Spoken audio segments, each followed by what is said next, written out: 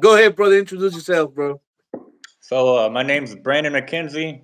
I did 6 years total in the Army, 3 years active duty, and 3 years Louisiana National Guard. I did two deployments, one on active duty to Cuba with Sergeant Cardenas here, which was a big help in my life at that time.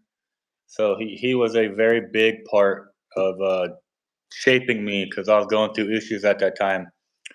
And then I switched over to the National Guard, and then I got picked up to go to Afghanistan. But I had reclass. So my first MOS was 19 Delta Cavalry Scout. And then I reclassed over to 92 Alpha Logistics, like your supply guy. Yeah. So I went to Afghanistan uh, in 2017 with the National Guard. Yeah. Then I got out, started contracting in Afghanistan, Iraq, Kuwait, Qatar, and now I'm in Poland, still doing the same thing, trying to Damn, chase the boy. money. Yeah. Hey, does how do you land it to be a contractor? I it's so much better, bro. Because when I was in Afghanistan, I worked with all contractors. It was myself as the NCO. I had one soldier and then five contractors. They made double the money I made. They went on vacation every 4 months. They didn't deal with any of the bullshit the army dealt with because they're private civilians. They still fall under the army, but they're different, you know. So it's so much better. And then now I still work alongside the army where I'm currently at. Bro, the army is fucking shit.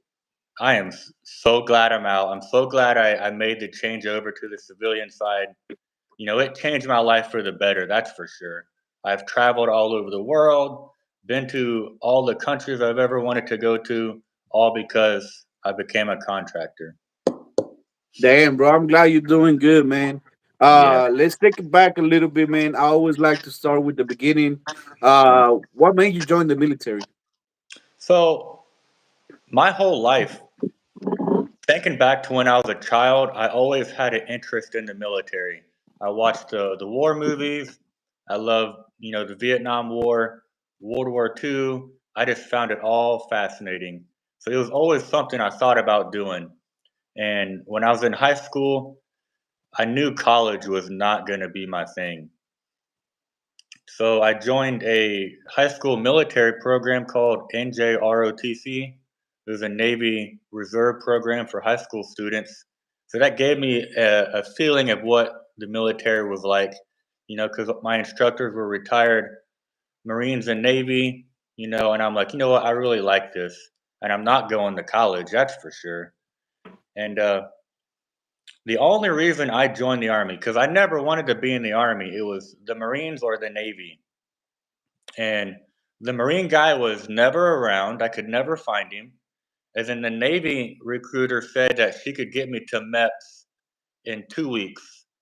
And I wasn't happy with waiting 2 weeks. And the Army said, well, I can get you there this Saturday. And I'm like, oh, fuck, that sounds good. Sign me up. So I went to MEPS. He, of course, bought me a cheeseburger. Man, he acted like my best friend. The whole shebang. But he never lied to me. I hear a lot of people say the recruiters lied. They got me into some combat job and blah blah blah. I wanted to be the guy on the ground fighting.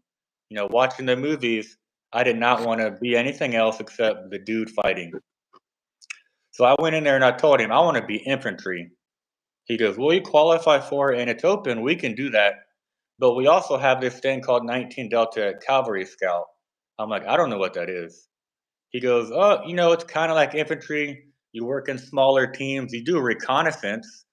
And I'm like, "I don't even know what that sounds like. I mean, I don't know what that is, but it sounds really cool. Fuck it. I'm going to be a 19 Delta." So that's how I became a scout. I didn't know what it was. I left the recruiter station after signing up. I had to go home and go to YouTube to find out what I just committed to because I didn't know anything. So that's what I did. I went to basic training in 2012 to Fort Benning. Man, it was a life changer because I was sheltered my entire life. My dad was a pastor, um, sheltered by the church, the Bible. I didn't cuss, I didn't drink, I didn't go out and do anything. And then I joined the army. I remember day zero getting off of the bus. I was like, nope, this isn't for me. I do not want to fucking do this. I was scared. I'm like, I just want to go home to my normal routine, lay in my bed, and I can figure out what else to do because this is not what I want to do. A couple hours later, they brought us into a classroom to do orientation, and we're all coming in, and I raised my hand. I'm like, drill sergeant, I quit. He goes, that's nice. Sit down and shut the fuck up. I'm like, oh, fuck, roger that. So I sat down, scared. I'm like, dude, I don't want to be here. But I'm scared of this guy. He just told me I can't quit. I'm like, you know what? I'm hungry. So after breakfast, I'll try to quit again because I'm not doing this. So breakfast came and went. And I was like, man, I'm still hungry. I'll just wait until after lunchtime and then I'm going to quit. I'm going home. And in that time, another kid tried to quit. And the drill sergeant told him the same thing. You're not going home. Get over it. And I was like, nope, I'm still going to try to quit. I'm not doing this. I don't want to be in the army no more. So I went to dinner chow and I was like, I got to quit. I'm not doing this. But you know what? I'm sleepy. So let's just go to sleep. In the morning, I'm going to quit. And when I woke up in the morning, I'm like, you know what? It's not that bad. I'm going to stick it out. So I almost quit. Within like the first 6 hours of being in the army, I was like, I quit. I want to go home. But the drill sergeant told me to sit down and shut the fuck up. Shut the fuck up. Yeah. And at the end of all of our training, because we did OSUT training as well at Fort Benning. And the very last day of our training exercise, we did the saber ceremony to get our sabers as a scout. And he walked up to me. He goes, aren't you glad I didn't let you quit? I'm like, roger that, I am. So he did me a favor. Of course, I'm assuming he had it happen many a times. People try to quit when they really don't want to. But it almost never happened. But that guy, he told me to fuck off. And so I made it through training, because it's not that hard. You just got to do what you're told, show up on time in the right uniform, and you're going to graduate. It's really all it is. And so after that, I go home for 9 days on leave, and I didn't really do anything except when I was home for those 9 days, I wore the uniform every single day, either Wow. the ACUs, the PT uniform, or my Class A's. I went to church in my Class A's. I wore my ACUs to Walmart. I got my first tattoo. I had my ACUs on. I wore it all over town. It was the dumbest thing ever, but that was me. And so I get to Fort Polk and I go into S1. I'm like, I was nervous because now I'm like, oh shit, I'm in the big army. I'm all on my own now. I was 19. I'm like, this is real. So I didn't want to quit, but I was nervous. I'm like, oh man, this is something. Like I'm actually in the army. I'm at this military unit and I'm brand new. I was still sheltered, so I was nervous to be around people. And I'm like, man, what the fuck? And but it wasn't that bad. Started making friends. 6 people from my unit, 6 people from basic training came to Fort Polk. So I already knew some people from training at Fort Polk. Neil was one of them. He went to Cuba with us. Private Gay, he went to Cuba. A couple Yeah. people, we all knew each other from basic training. And so yeah, I arrived at Fort Polk and everyone is in the field. It was right after Thanksgiving. They were still training, so we didn't really do shit until they came back. And then they started talking about Afghanistan. I'm like, fuck, I'm brand new. I don't really want to go to Afghanistan, you know? But at that time, all the things your NCOs tell you not to do, I started doing. I married someone I barely knew. They tell you all the time, don't marry people. I knew this girl for 1 month. I met her 5 days total, and then we got married. They tell you not to do that. I did it.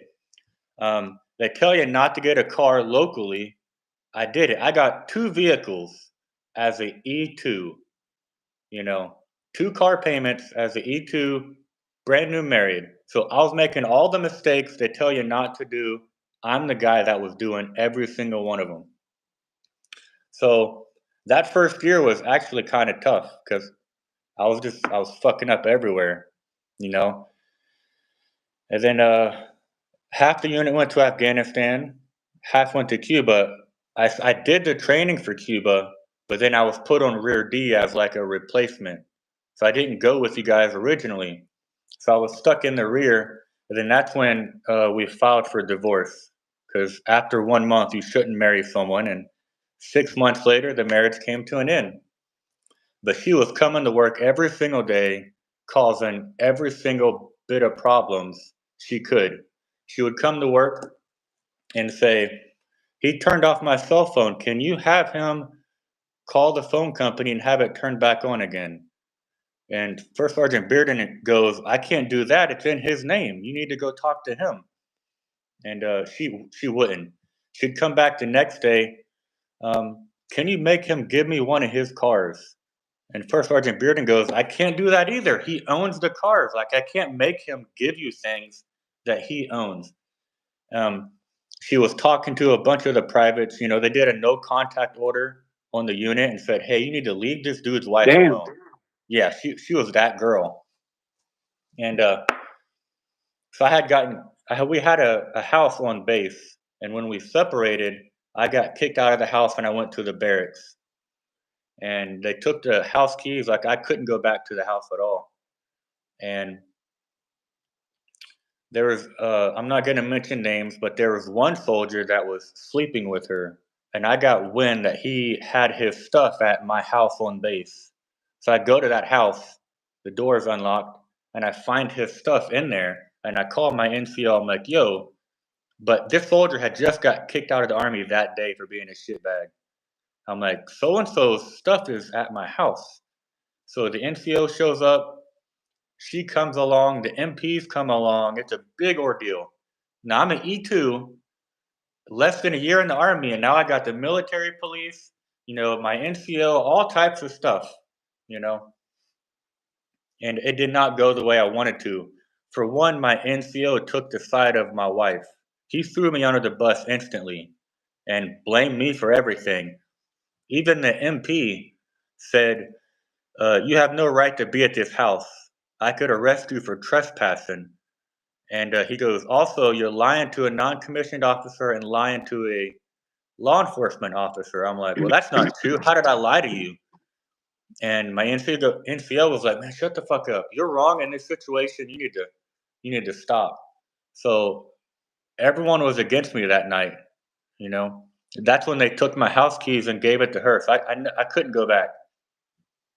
The next day, First Sergeant Bearden pulled myself and my NCO in his office, and he goes, you're his NCO. Why did you not have his back last night? You were 100% wrong, and you threw McKenzie under the bus when he needed you. He goes, now it's up to you to get his house back because he's the soldier, and that's his house, And it was a shit show. This is all before Cuba. Before I met you, this was my life. No, I I was remember you. fucking up. I didn't know all these. I know you were down. I knew Oh man, a couple of things, but I didn't know everything like in detail. it was crazy. And shortly after that, I'm in the barracks. I think I had CQ that night. And one of the privates come down and he goes, hey man, I'm really sorry, but I've been talking to your wife and your house keys are in my car right now. If you want to go get them, you can. I'm really sorry, bro. And I'm like, damn, dude, like you were trying to fuck my wife.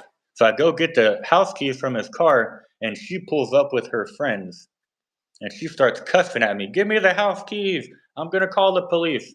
And I run back to the barracks. And that same NCO that threw me under the bus, he was working that night with me. And he goes, I'm not going to throw you under the bus this time. I got your back. So we go out to the parking lot when the police show up together, and she starts lying to the police right away. He stole the house keys. It's not his house. Blah blah blah. And my NCO goes, "Hold on, wait a minute. You're not gonna do this shit tonight. I can call that soldier over right now that you were fucking, and we can square this away right now." And she got real nervous, backed up, and gave up at that point because the lies that was working to have my unit go against me at that point they caught on, and she was up to shit creek. So I finally got the house back, and then I think a couple of days later, First Sergeant Bearden pulls me in. He goes, "Do you want to go to Cuba?" And I was like, "Well, I'm a private. Do I have a choice?" He goes, "Actually, no, you don't. I'm glad you said that because everyone else has been saying no. And honestly, for your career, you need to get away from this place because you're in a lot of trouble." So First Sergeant Bearden, man, he was really there for me at that time because if the whole unit was against me, and he was like, you know, "Don't do this, don't do that, and you need to go to Cuba because you're fucked up." And that's You where I know, ran into you. do you know it's crazy that well, it was my first section sergeant, Sergeant Bearden. Really? Sergeant Bearden mentored me, bro. That's the Wow. reason why I was the NCO that I was. That makes a Um, lot of sense. he told me never to let any soldier down, always to listen to him and take care of him, because it was a lot of NCOs that were piece of shits that didn't care about a person.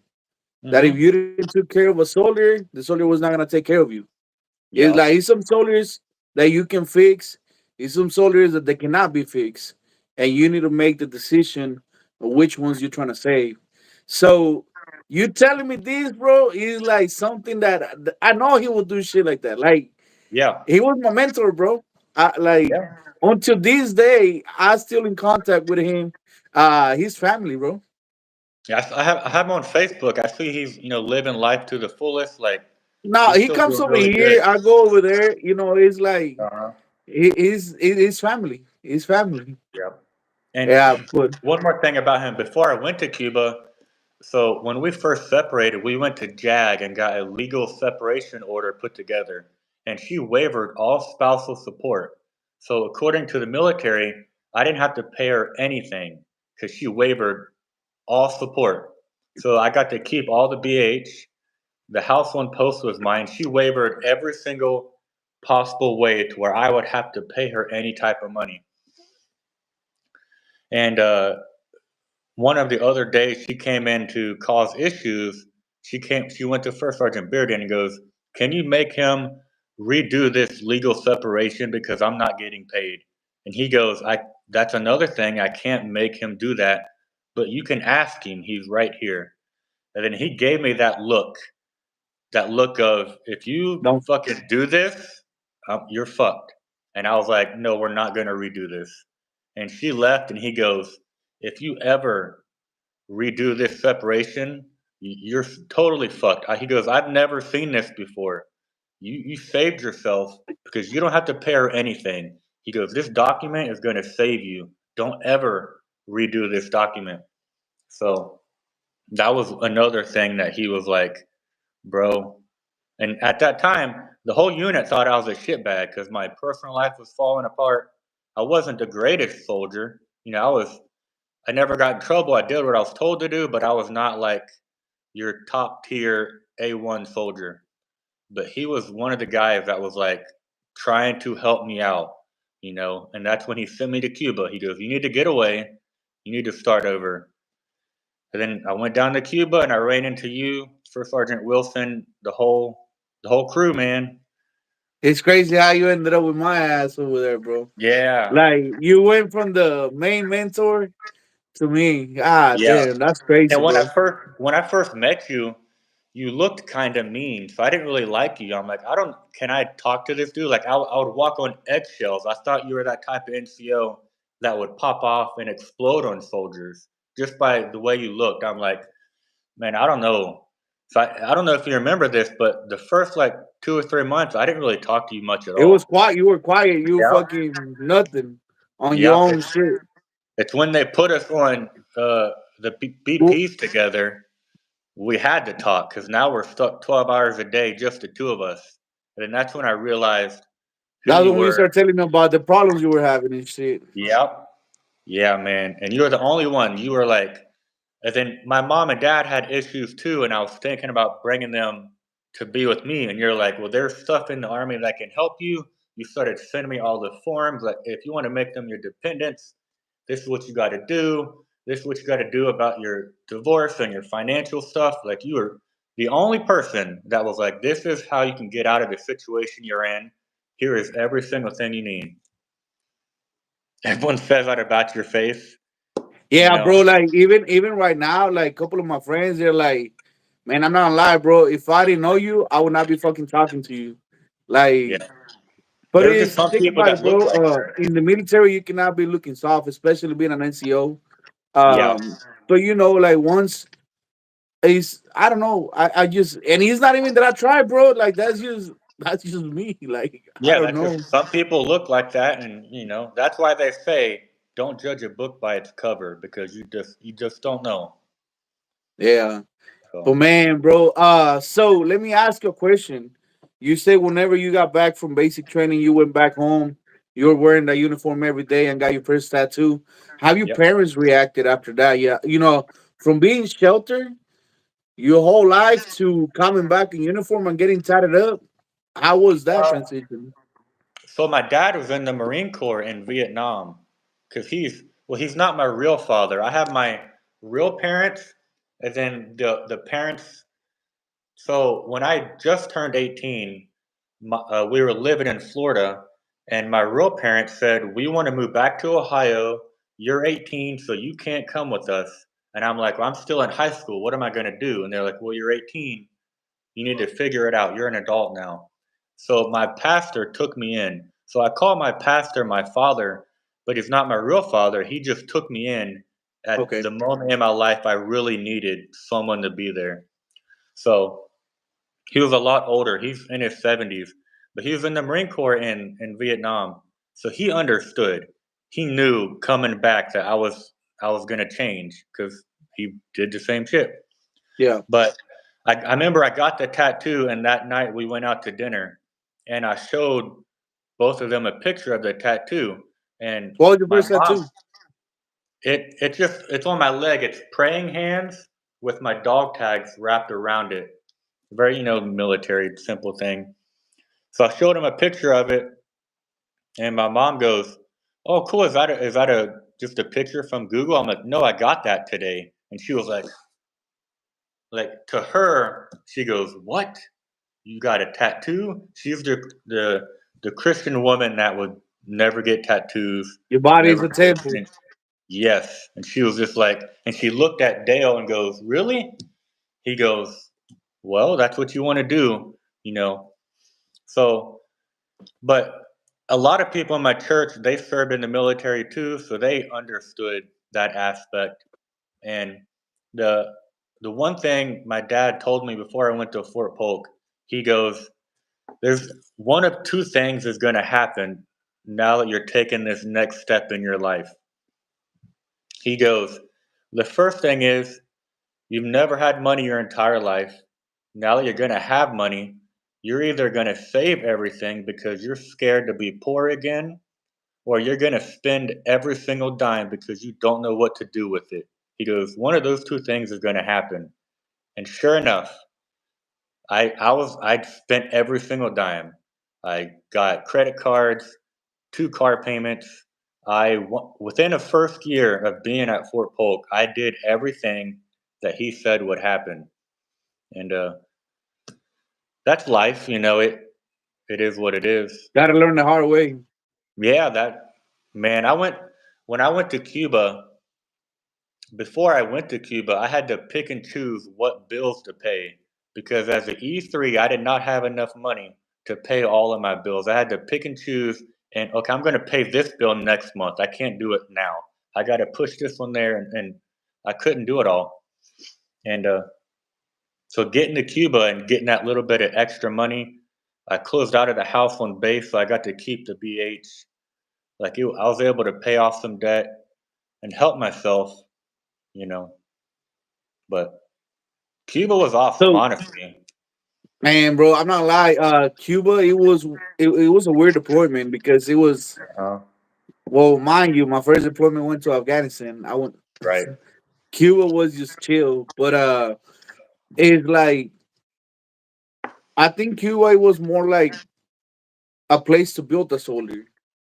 You Yes. were able to interact more with your soldiers, know them better, and like you say, fucking helping. Yeah, Uh, we had a lot of time, bro. We had a lot of we time. sure did. A lot of time of just staring at the ocean. I remember the first day I got there, they sent me to a BP with Fapwell and Taylor, and I was so mesmerized by the blue ocean, and they both were like, "You'll get over it in a couple of days. This place sucks." And I was like, Yeah. "I don't believe you. The water is the bluest water I've ever seen." And they're like, "We thought the same thing." And then, like within 4 days, I'm like, "Fuck, The only I'm thing doing that this was every day." keeping us busy was the they want us coming to the point. Yeah, yeah, that was it. So, but I enjoyed it down there. I was able to get away from my life that was falling apart. Because in Cuba, my life was put together. I had no bills. I had no problems. I was Yeah. able to really just live life the best I could. I paid off a lot of debt, not all of it, but you know, it was good. I turned 21 down there, and you bought me my first 6 pack of beer. You made me do maybe like 20 push-ups. I don't remember. And you're like, "Happy fucking birthday! Go get drunk." And then me, Fapwell, Taylor, and Eris got drunk as fuck right at there. Man, we got tore Uh, up. It was fun as now, hell. man, but it's like how can I tell you, man? I was talking to Wilson yesterday, and seeing Wilson the way he turned out, it made me feel good, man. It made me feel Yeah. good that I was able to help you out a little bit. I'm not saying that I did everything, but it feels good, bro. Passing down. Actually, I'm passing down what Beardon taught me. You know what I'm Yeah. saying? And it's up to you if you're gonna take it or not. Like, Yeah. it's like he told me the reason why I'm doing this is because I see you got potential. If you know me, you know I didn't waste a lot of time on many people.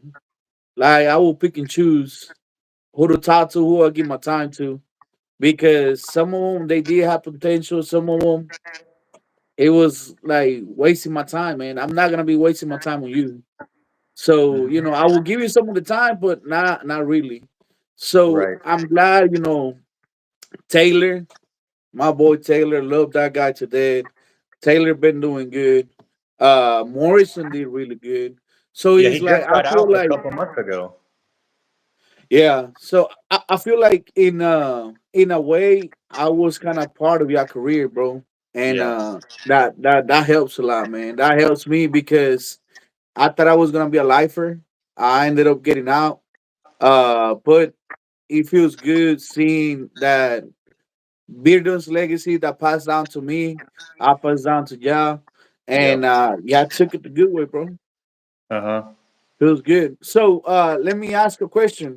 You say you deployed to Afghanistan. How was that Yep. deployment? It so it wasn't I went in 2017. So the war I had is not the same that you had, which is not the same that the people before us had. I was at Bagram, which is the biggest base over there. Chill.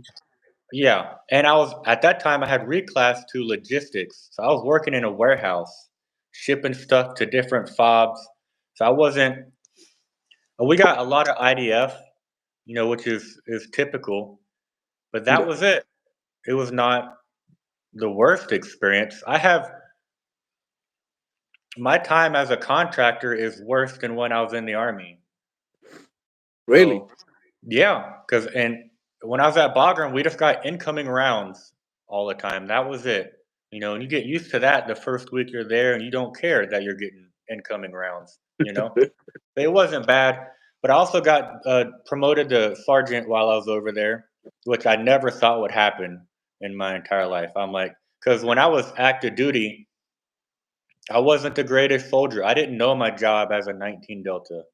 And when we came back from Cuba, they moved me to S3, So I was with the S3 sergeant I major. forgot about that.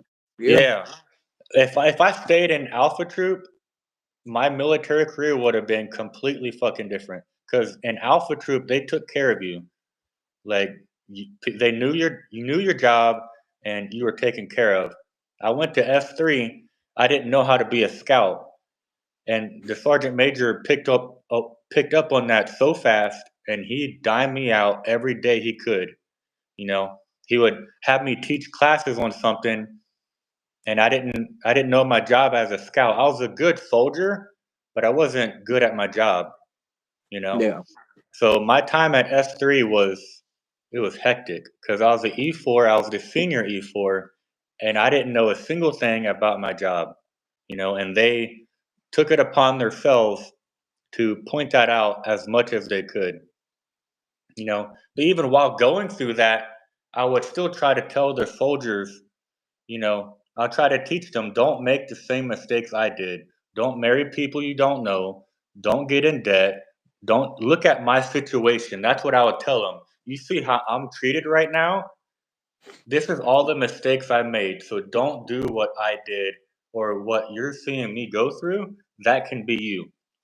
Sadly, one of them didn't listen. He married a girl.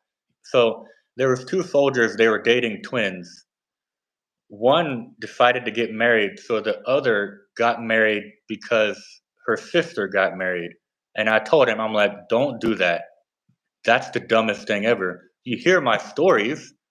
Why would you marry her just because her sister's getting married and they're twins? They did it anyway. That's life. But so from that, I'm like, I'm never going to be above an E4. Even though I'm going to the National Guard, I'm like, there's no way. And going from active duty to National Guard was a struggle. That first year outside of active duty, I think I was unemployed the entire year. I had nothing going for me. Yeah, except like 3 months. I worked at a job in Lake Charles, and then I quit that. But all of 2016, I didn't have a job. I was You stayed in unemployed. Louisiana. Yeah, I stayed in Leesville. I had Oh no shit! job. Yeah, unemployed. All I had was my National Guard paycheck every month. So, mind you, I had the same debt I've always had.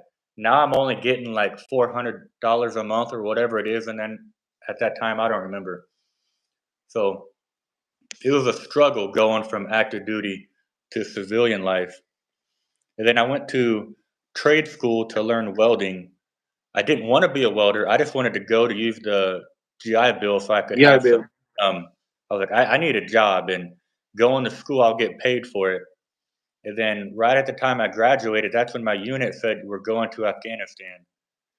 And so I went to Afghanistan. That saved my life.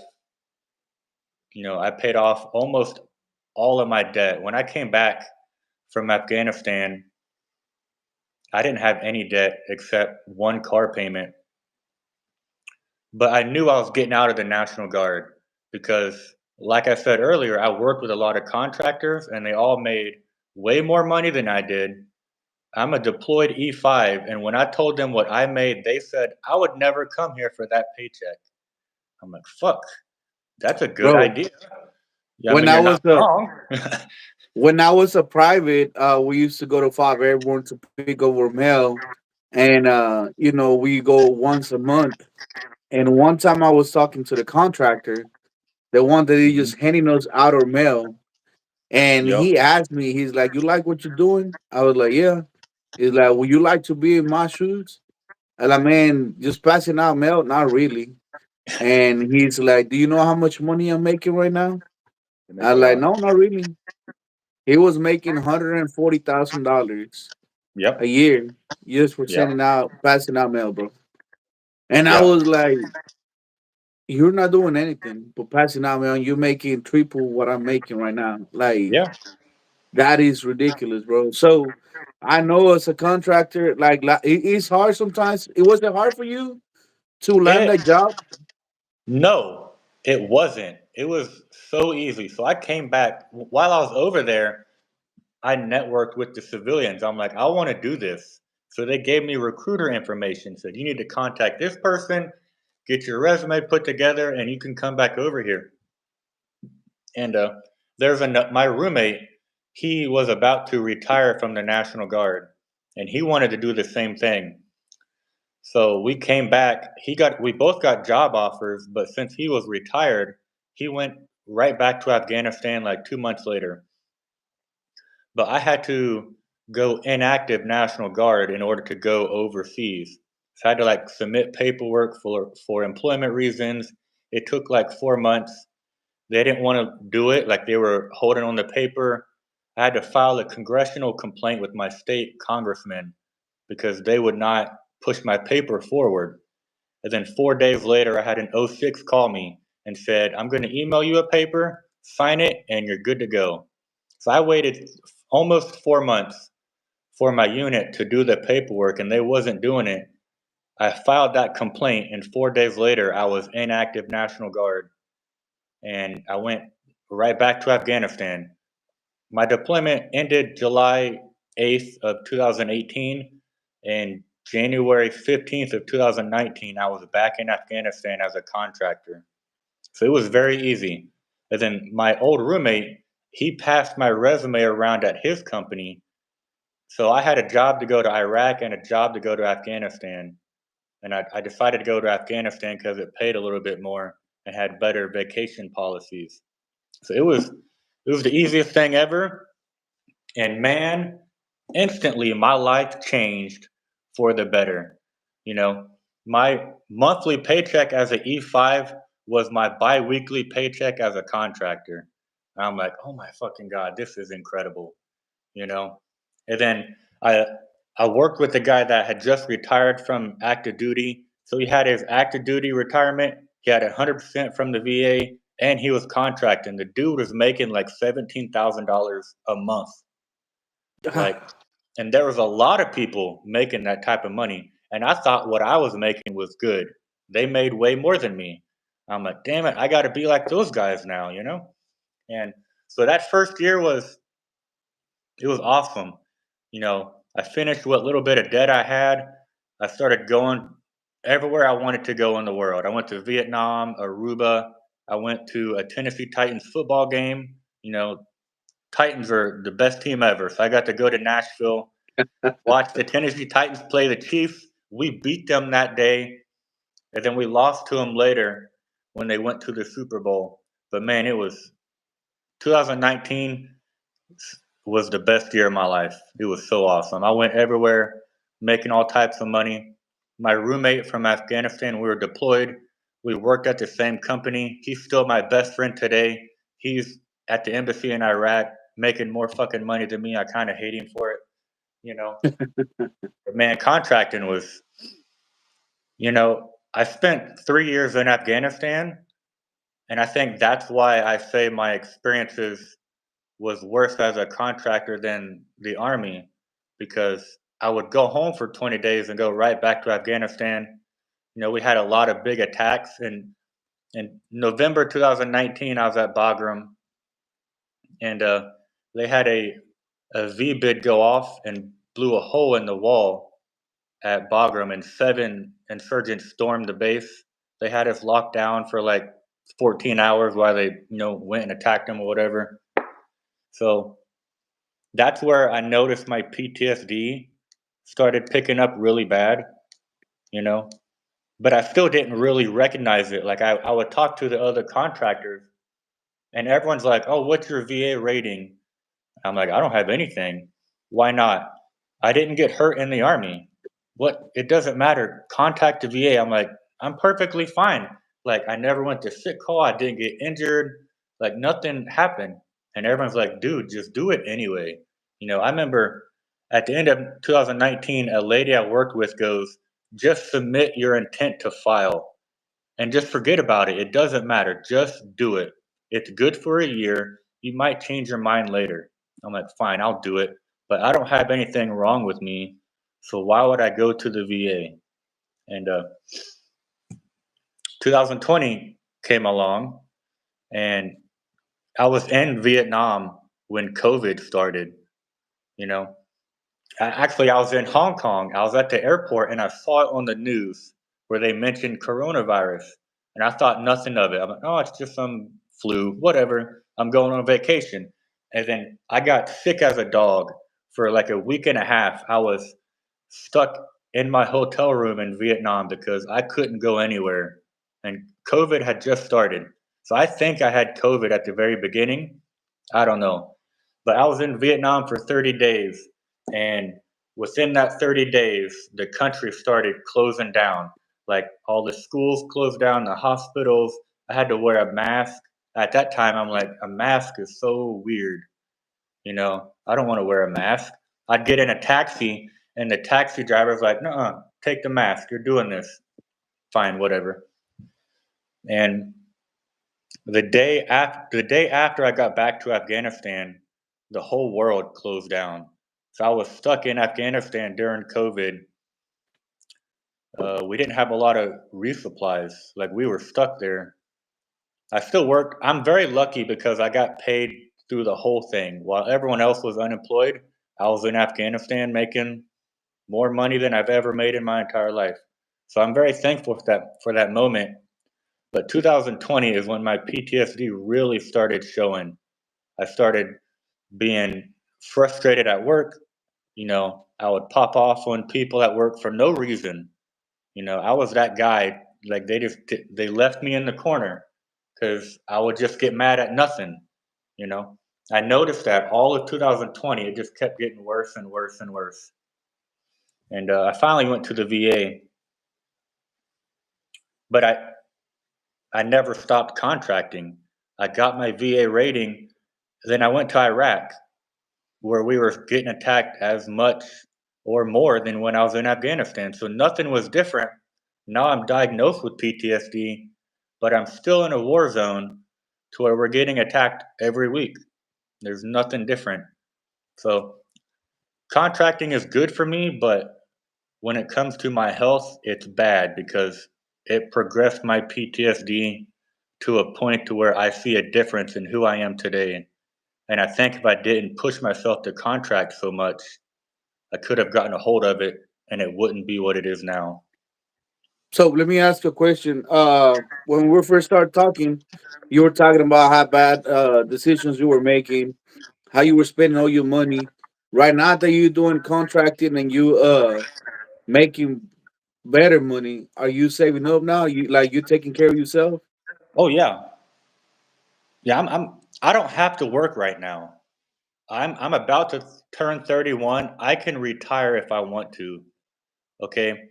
I live in the Philippines. I'm married with a child in the Philippines. I have 100% from the VA.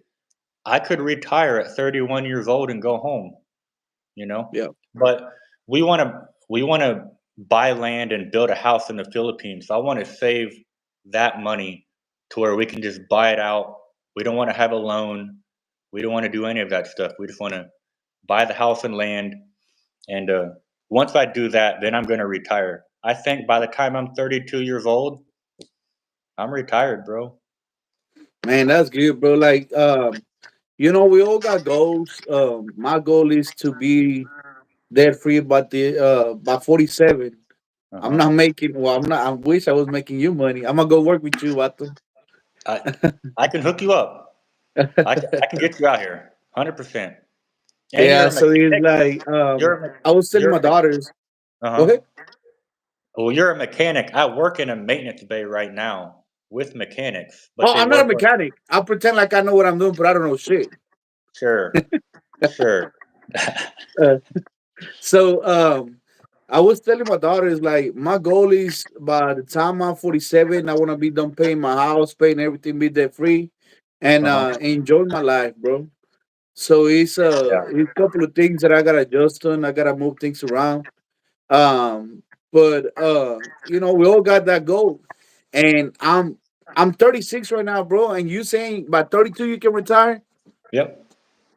Salute to Yep. you, homie. You making the right decisions. Yes, you fucked up at the beginning, but you learn from your mistakes. I'm glad you did, bro. I'm glad you're doing good. I know I don't talk to you a lot, but I've been following you on fucking Yep. Facebook. I see you little kid. I see when you got married. I think I even fucking told you, like, I'm glad you fucking fixed those ugly ass teeth, motherfucker. Yeah, hey, You he says that because back in Cuba, this smile didn't exist. Okay, I was a zombie back then. The teeth were like going in different directions. Like it was a shit show. I told you what to do. Yeah. Well, I had maybe 15 days left on active duty when the army decided to fix my teeth. So I left active duty with a brand new set of teeth. So That's I did good. get it before I left. That's good. Yeah. Yeah, I know, bro. But he's like, I'm glad, bro, that you're doing good. I'm glad that you changed your life. Many people will go a different way, but you're doing good, brother. You're doing good. Yeah, man. I get to travel. I've I've been to so many different countries doing whatever I want, you know. Life So, is good right now, man. Life is pretty good, dude. so how you doing it right now, bro? We're your PTSD is still going out of country. You know, I the past couple months I think about this almost every single day that I'm so concerned with my future because it starts to affect my personal life, like my family. Before I used to only get frustrated and angry at work. Now it's happening in my everyday life, you Have you know. thought about taking counseling, seeing a psychiatrist? I I don't want to do it to VA because I don't trust them. I feel like if I go to the VA, they're going to do something that I don't like. I don't want to be pumped full of medicine, you know. But I do want So to go to a private doctor because I need to do something. I so think look, about it man. every day. I know it's a lot of things that I was like you. I was like you at one point, but I got anger issues. Yep. You know, I lose it from time to time. Came down to my daughters were scared of me, Uh-huh. so that's when I decided to go get help. I went to the BA. I was seeing a counselor for 2 years, a little bit over 2 years. When I first got there, you think like you back in active duty. Hmm. My nurse, she's like, "Hey, you got shots." Boom. I never asked any questions. I just went and got them. And one day, I had one nurse. She was new. She's Uh-huh. like, "So do you want to take these shots?" And I was like, "But you're gonna give it to me anyways, bro." Her attitude changed. Nobody can tell you what you're gonna take. Your body is yours to protect. You're not active duty no more. You decide to take medication if you want to. If you don't want to, you don't have to take anything. It's like we're gonna recommend you to do it. You don't have to do it, Uh-huh. mind you. So whenever she told me that, like he opened up, right? So whenever I went to my psychiatrist, she was retired Air Force, and she was really good, bro. Like she understood what I was going through, and she's like, well, she was trying to find ways for me to take the stress out, to avoid thinking about dumb shit. And she's like, "Well, I got two options. Do you like medication?" Nope, I don't. Okay, we're not gonna go that option. Second option is we're gonna have to talk about it, but you're gonna have to be here more often. Instead of being here once a month, you're gonna be here once a week. So it's like that's gonna help you open up. That's gonna help me work with you. So I went the non-medication route. I was seeing her like once a week, and I'm gonna be honest with you, bro. Sometimes we keep all that shit inside, and it hurts you. The best way to do it is to talk about it. Yeah. I know sometimes you don't want to talk about it to your wife, but you don't. But you got me, bro. You Hmm. got me. You can tell me, like, find somebody that you trust and let that shit out. Because if you don't let that shit out, bro, that shit is gonna eat you up. You know what I'm saying? Yeah, that's It's what's been like, happening. it's like, think about it. You got a daughter, bro, right? A son. So a son. I'm Yeah. sorry, you got a son. Good. So it's like whatever you do it for him. Yeah. You know what I'm saying? Whenever you're looking for help, do it for him, bro. Because at the end of the day, he's gonna be looking up to you. Yep.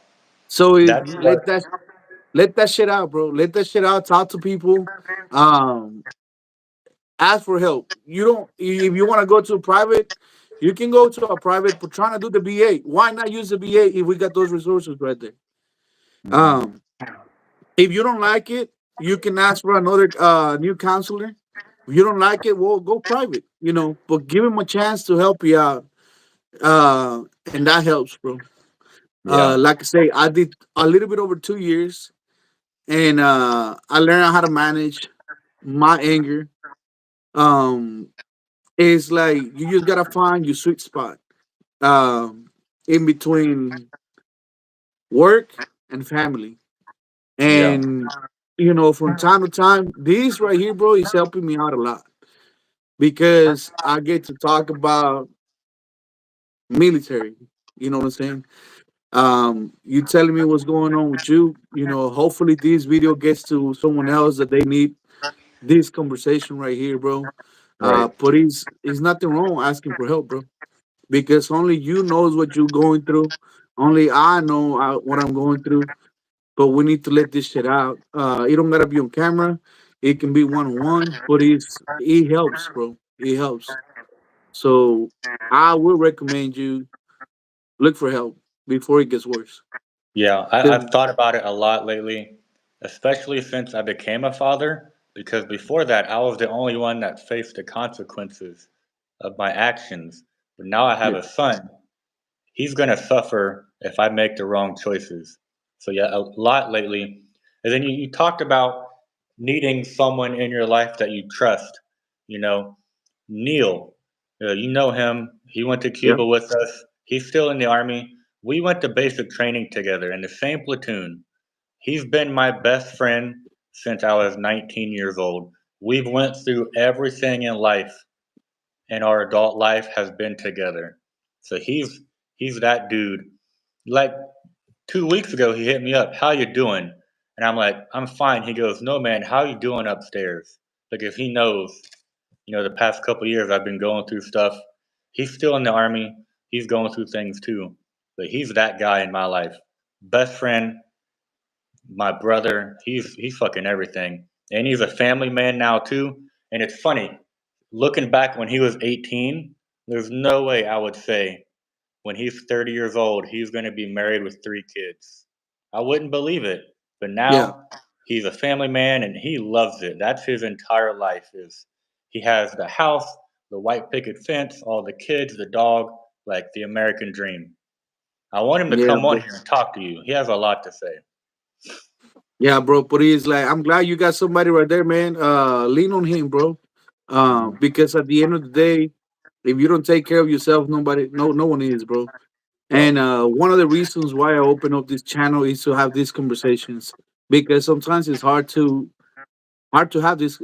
It's hard to start these conversations, but look, without thinking about it, we just went to them. And if this conversation helps a little bit, hopefully you go to the BA, go private physician. But if you get help, bro, that would be good, bro. Hmm. And again, you got people out there, man. You got people out there that you can reach out to. To me, well, for me, I know Bearden. Sometimes I just pick up the phone, give him a call. Morrison, I keep in contact with him. So he's like, I know I got people out there that I can call. So Uh-huh. you do the same, brother. Do the same. Yeah. Yeah. That's needed. But Yeah, it's yes, hard, sir. the way we're raised, we're kind of taught to keep it to ourselves. Don't complain about shit. Suck it up and you're a man. Keep going. That's not the way to do it because it's going to eat you alive and you're going to see yourself change. I'm not the same person I was in 2018, and I'm never going to be that dude ever again. It is what it is. This is who I am. But I've always wanted Yes, to be a father. I remember being 15 years old, and all my friends were like, "I don't want to have kids," and I'm like, I want to be a dad." You know, and we didn't plan it. It happened. I don't know how it works becoming a dad, but she got pregnant somehow, and you know, we I got a boy. It's really cool. He's still in the Uh, Philippines, so I don't get to see him as much as I want. They were just here in December, so that was cool. But and his yeah. birthday is 7 days apart from mine, so that's really cool too. Oh shit. Yeah, Y'all can celebrate together, man. Fuck it. yeah, That's that's what good. we're doing. I'm going back to the Philippines in April, and we have a big party set up for him, and we're just gonna do mine with his. So what are you doing in Poland right now? So I'm a logistics analyst now. It sounds really cool, but my job is not needed. I sit on my phone all day watching YouTube, so it's one of those But you getting jobs. paid though. Yeah, I get paid. The company told the government it was needed. They funded it, and now they realize they don't need it, but they got the money anyway. So I'm just sitting here. But if I did have a job, um, so I work in a maintenance bay, and so you remember back in multiple Mondays when you'd go to get your Humvee dispatched and you'd give it to Yeah. the lady. That's the office I do. I don't dispatch stuff, but I help the mechanics order parts. I make sure everything is paid for, like it's a bunch of stuff, but that's what I would do if I was needed. That's what I did in Afghanistan, my first contracting job. But I don't do shit. I work 40 hours a week, which is the first regular job I've had in a very long time. I'm so used to working 12 hours a day, 7 days a week, that now that I'm not doing that, I don't know what to do with my free time. I don't know. I get off work and I'm like, I could go out and do something. I'm just gonna sit at home. Like I just don't know what to do with this free time. It's the weirdest thing ever. So how long you gonna be there in Poland for? So I'm trying to. They have a military base in the Philippines, and I'm trying to transfer down there. If that doesn't happen, I'm just gonna stay here until we get enough money to pay for a house in the Philippines. So that's it. I'm trying to transfer down to the Philippines. That'd be really good. It pays a lot more than what I'm getting here, so that's a good thing too. Hell yeah. Well, I'm glad you have a plan, bro. Hopefully everything works out for you. But man, it sounds like you got your head in the right I'm place trying. right now. I'm trying to. Having a child really changes your life. The way you think about the choices you want to make.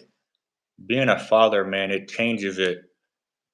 And everyone told me that before I had kids, but I'm like, well, I don't believe you. But now that it's happened, I'm like, I get it. When you make a choice, you think about the consequences of every action, and you're like, well, how does that affect my child? I can't make that choice because that's going to hurt him, you know? Yeah, So, but it's yeah. awesome, man. I love it. Hell yeah, man. So what do you parents think right now? So, I don't have a lot of communication with my parents.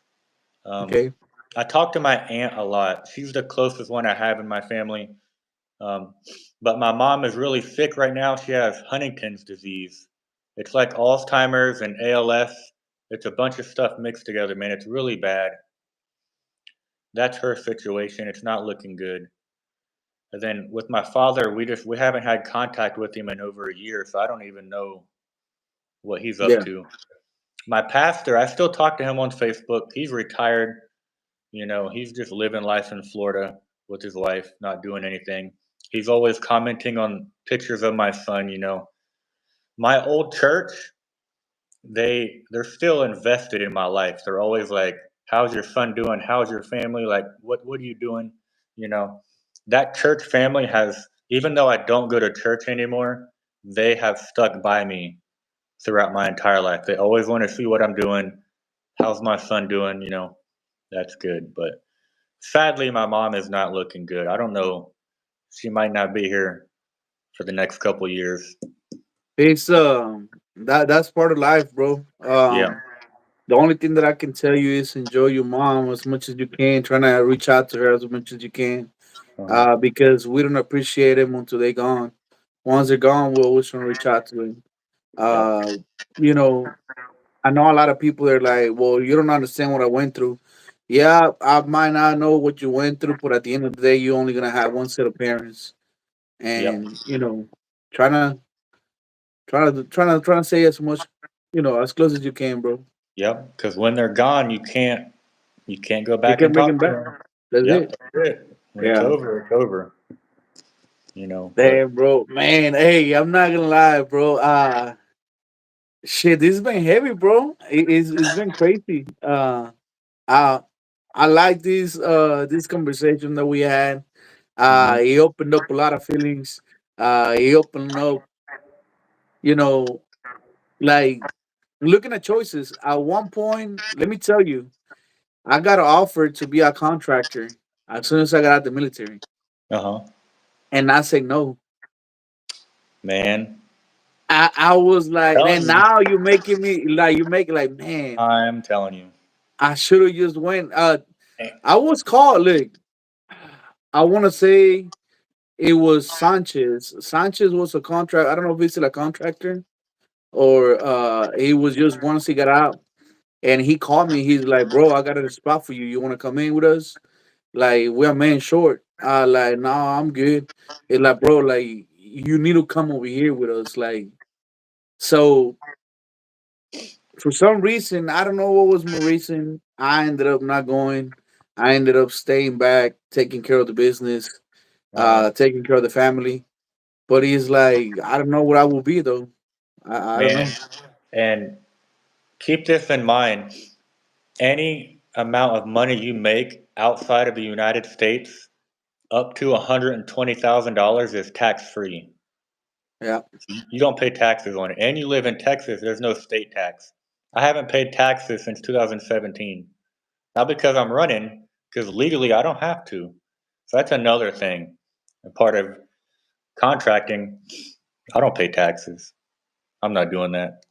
Damn, that's beauty. Because right here, the more money you make, the more they tax you over here, bro.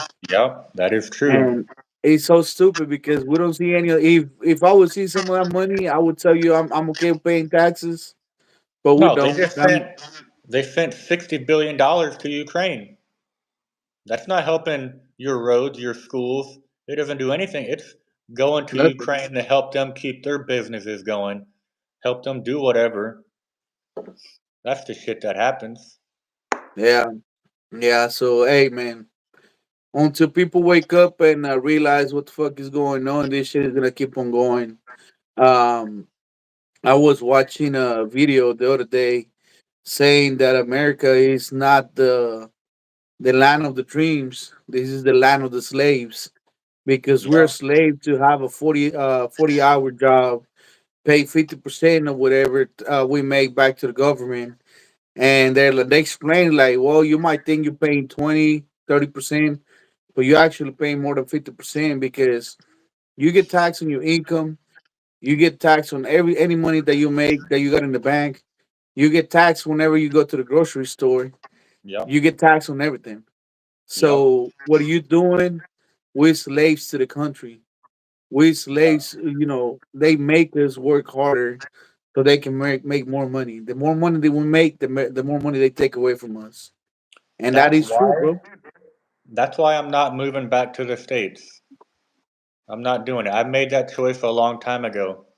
My friends now. I have a friend right now that wants me to move back and work with him, and I'm like, I'm not doing it. Okay, I'm not going to be happy there. There's too many issues. You know, I'm not going to make enough money. You got to get jobs and everything's so expensive. I can live in another country and my money is worth way more. Living in the Philippines, my VA makes me the top 1% of income earners in the Philippines. Oh But wow, what are you rating? What is your rating? I have 100%. 100%. Damn. Yes.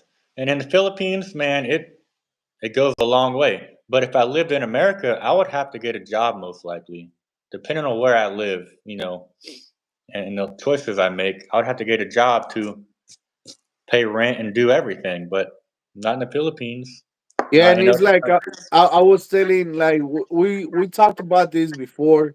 With the way the government is right now, spending all this money, sending them outside the country. We don't know how long these VA benefits are gonna stay, bro. I've thought Because about that too. because I was telling my wife, I like, look, man, like the reason why I gotta keep on working is because I seen the country just going downhill, and I feel like at one point in our life they're gonna take these benefits away from us. And Yeah, I've thought about that. once that happen, a lot of people that depend on them, 100%, they're gonna be in trouble, bro. I've thought about that too. I'm like, especially like the last year, I'm like, what if? What if something happens and it goes away? You know, Yeah, because it could, with how much money we're throwing away, with how much issues are happening in the country. I mean, it makes sense for it to happen now than any other time in history because it's crazy. yeah. But man, I see what you're saying. I know a lot of people that once they retire, they go live outside the United States, and it's for a reason. Yep. So, man, you do you, bro. You do And there's you. Take care of your family. and in the Philippines, they have a VA clinic. There's an Really? actual, yes, in Manila, there's a VA clinic there, but it's not like any clinic in the States. You can only go there for your, whatever your disability is for. You know, so I have PTSD, I can go there for any treatment for that. You know, that's what the main purpose of that clinic is for the veterans that have disability. You know, I've heard stories that you can go there with your the TRICARE or whatever. I don't really know, but yeah, there's a clinic in Manila, which is the capital city in the Philippines. So How do you that's know that? yep. That's Man, that's crazy. Hey, let me ask you a question. You say you're doing 100% and you're making good money. I thought, for what I understood, I'm also 100% but able to work. But I thought if you cap certain amount of money, they can take your disability away from you. I've never heard that. The VA's never said anything. You know, every time I file my taxes, they've never said anything. Yeah, This is the first time I've heard about it. You're bringing this up to me for the first time. I never really. knew that. Yeah, because I've had other contractors make way more than what I'm making. You know, when I was in Afghanistan, that guy was making 17,000 a month. You know, I'm not doing 17,000 right now. You know, and he never had an issue. So I Yeah, have no idea. it was actually a contractor that we were talking about it. Whenever he was making good money, he had two companies here in the states. Uh-huh. And then they said that he was making too much money. They took his V8 away. Huh. So he declared bankruptcy. He sold the company to his son. So everything got passed down to his son's name. So he was able to get his benefits back up. Huh. Yeah, Nothing's been told to me yet, you know. But I got yeah, one more year of work going, so I don't have to worry. I hope not. I hope not. yeah. I've been hearing a lot of rumors about there's a lot of contracting jobs opening up in Ukraine. So, hey, the paycheck You're to gonna go follow there, the money. man, I don't know. It depends on the paycheck and everything else. Well, for one, it's not going to have the logistical support like Afghanistan because the U.S. military isn't there. So I have to think about that too. Like, what type of support is there? Can I rely on the Ukrainian military? I have no idea. But I know You for know a what's fact crazy though? it'd pay a lot of money. Well, he's gonna be paying a lot of money because they just got some more money from the United States. Yep. So they gotta spend that money. Makes no fucking sense, bro. It and Makes no sense. there's a lot of Ukrainian refugees in my city right now who fled the country because of the war. Man, they're driving BMWs, Mercedes. These Ukrainian refugees that fled are the rich people. All the poor people got stuck in Ukraine and they're suffering from the war. All the rich people left because they're all here in my city. You know, that's the fucked up part. The rich people ran away, poor people got stuck in Ukraine, and man, they're fighting. Yeah. Stupid. I don't know, man. At the end of the day, I feel like everything that it happens is for money. Somebody's trying to put more money in their pockets. People don't want to look at the big picture. But wars create money. You Yeah. just say it's People gonna like me. be it's gonna be contractors. Hey man, if you're there, fuck it, take it. You know what I'm Yeah. saying? Someone else is. That's what I Yeah. was told at the beginning. I didn't wanna. I didn't wanna take my VA disability. I try to send it back. I didn't want it Yeah. because I was like, man, these other people that need it more than I do. That's And what I was. then I thought that too.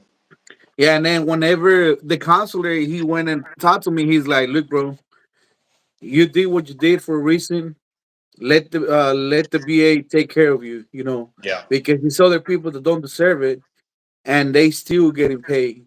So you that actually did something, send this money back. It makes no sense at all. If you Yep. don't use it, somebody else will, and it might be somebody else that don't need it. So Yep. I was like, you know what? You're right. I was told by someone there because I was the same way. I'm like, I don't need the VA because there's people that went to the war before me and they had a worse experience, and I'm not like them. I don't need to go to the VA. And someone's like, man, it's not a competition. You're not comparing yourself to the next guy. You're going in there because you earn the benefit, and you get to be evaluated, and they're going to determine what's wrong with you. You're not trying to compare yourself to a guy that went in 2002 or a guy that went to Vietnam. That's not what it is. The benefit is there. You qualify, so you should be able to go and talk to them and find out what's happening. Yeah, And they're right. It's not a competition. yeah. It's like a. I think the last video that I just dropped, it was it bound? I believe it was bound. Uh huh. Um, what I'm doing after I edit, I put like clips at the bottom. I put a one QRA code so people can scan and look up the benefits the veterans can get, and that's the reason why I've been going private on the videos. That way I can post, help links for people that need it. You know, sometimes they just don't want to look for them. Uh But huh. like you say, man, you know, if I give you the resources and you don't use them, that's on you. That's not on me. Yeah. Like, so Correct. hopefully that helps somebody. Hopefully they understand what it is. It's like Hiki. Oh, it was Hiki's video. That's what it was. Because he been out for a while and he don't want to go to the BA. He don't want to get rated by the BA. And I'm telling him he's making a big mistake. Like he should have Yeah. been getting taken care of by the BA. But Yep. yeah, everybody hears horror stories, like all the negativity, but it's not the same case for everybody, man. And you know, you're only gonna find out if you go, because it's like war. You don't know what to expect. The same with the Yeah. VA. You Everything is might have a different. chill deploy. You might have Cuba. You might have Afghanistan. You don't know. Yeah, and if you go to Afghanistan, you might be stuck at Bagram like me, doing nothing, or you might go to Fob Shank and you're shot at every single day. Everything is different everywhere you go. You just don't know. Yeah, But but man, brother, hey man, it's good talking to you, bro. I really love this catching up. uh, Man, you got anything to say before we go? man, if anyone watching, you want to be a contractor, I can hook you up. You can make some good money. Get away from your life back in the states. I promise you, your monthly paycheck you can make it every 2 weeks if and more, depending on what country you go to. You can make some real money. And Man, if you're having issues, go to the VA. Like we said, it's not a competition. Your grandfather that went to Vietnam, you're not trying to compare yourself. That's not what it is, man. You earn the benefit, it's there. Reach out to them. I'm gonna have to go to work with you for a year so I can meet my goal, bro. 47. I can send you up to Iraq right now. You can make like $7,000, $8,000 a month if you want to, or more, just depending on what you're doing. I don't know.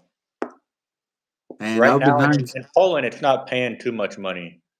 You know, for the way I look at it, what I'm used to being paid, this Poland job isn't meeting my standard of what I'm used to. But I like it because I have an apartment. I'm in the city. I'm not getting shot Yeah. at. Like it's a chill job. It's chill. There's another Yep. Cuba out there. Yeah, that's what it is. Hell yeah, bro. So, Man, again, brother. Thank you for reaching out, man. Thank you for giving me some of your time. mhm, Shit. We need to do this more often, man. For real. mhm, Not just here, but outside the live, right. man. Again, it's good knowing that you were able to figure it out the mistakes you were doing, you fix those mistakes. It sounds to me like you got your fucking head on your shoulders. You know what the fuck you're doing now. Keep on working, bro, and get yourself checked out, bro. At the end of the day, you gotta be good for your boy. You Hmm. know, if you don't take care of yourself, nobody else is gonna take care of you, brother. That's exactly. So remember, there's resources out there. Um, once this video is gonna go private, but I'm gonna try to see if I can get some links. And hey, man, if anybody else needs them, use those links, man. And again, appreciate you for being here, bro. Hope this is not the last time you here with me. Doesn't gotta be on the live, but reach out to me anytime that you need to talk, bro. Hmm. I think one thing you could do in the future is like after you have a lot of guests, get like maybe 4 or 5 together and just have a big podcast with like 5 people, and all of us can just talk about whatever, like. You know what? You're not the first one to mention that. The only problem that I'm having with this is that YouTube only allows you to have one guest, and you gotta be on a mobile device. But Oh, I seen a Hiki, he uses Twitch, and he's uh-huh. multiple guests together. So Right, we might have to. I don't know. I'm barely learning this right now. I'm right, not. I'm not good at anything, bro. I'm learning as I go. right. So I didn't even know you can put QR the codes on the videos. Like I just learned that yesterday. Okay. So it's like I'm working, but we might have to switch to Twitch. I don't know if you can have Uh, two accounts together, go live on two accounts at the same time, and we might have to do that, bro. That way we can have a whole panel in the back, and yeah, we can catch up, talk about stories, especially man if we serve together. right. That would be a badass way to go, man. Exactly. I thought Hell about yeah. that a couple of days ago. I was like, man, that'd be Yeah, me kind of too. Me too. But like I say, like I trying to do it the other day, but he uh won't give me another. I cannot send that link to someone else. He's only allowing me one guest at a time. But we might have to switch to a different platform if it uh keeps going like this. But once we get bigger, bro, like I feel like this is like trial and error right now. At the end of the day, I love having these conversations. To me, this is one of the like one of the best ways to reach out to other veterans. And I want to make this like a safe place for veterans. You know what I'm saying? Society right now is on a different level. Everybody is too soft. No one can say anything about it. Your I don't give a feelings damn matter. what the fuck. I don't give a damn what the fuck you want to talk about here right now. Like this is for us, man. Is Exactly. if you don't like it, stop fucking watching the video. That's it, man. You don't Yeah. gotta fucking watch it. That's it. Hit the exit button and keep moving. Yeah, bro. All it is. So man, again, thank you for coming over here, bro.